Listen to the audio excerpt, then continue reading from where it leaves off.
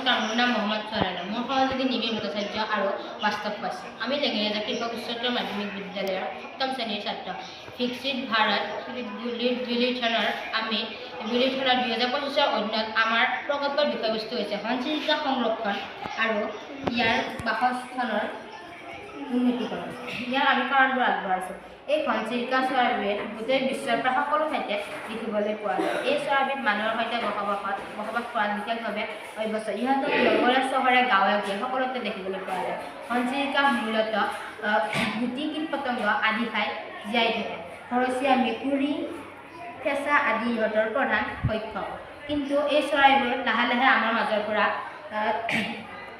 হেৰাই যাবলৈ ধৰিছে। হেৰাই যোৱাৰ কাৰণবোৰ ব্যাখ্যা কৰিলে দেখা যায় যে এই চৰাইবোৰৰ বাসস্থানৰ অসুবিধা হ'বলৈ ধৰিছে।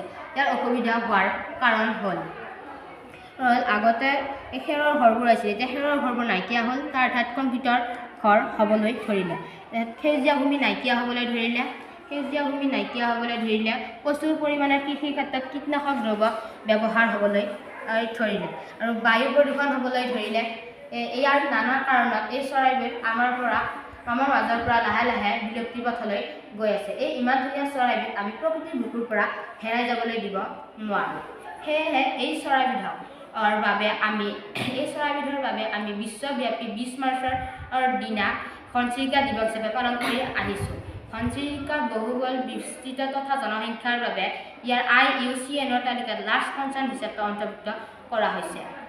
সেয়েহে আমি ঘনচিৰিকাবোৰ সংৰক্ষণ কৰিব লাগে। আহক আমি সকলোৱে মিলি ঘনচিৰিকা সংৰক্ষণ কৰোঁ।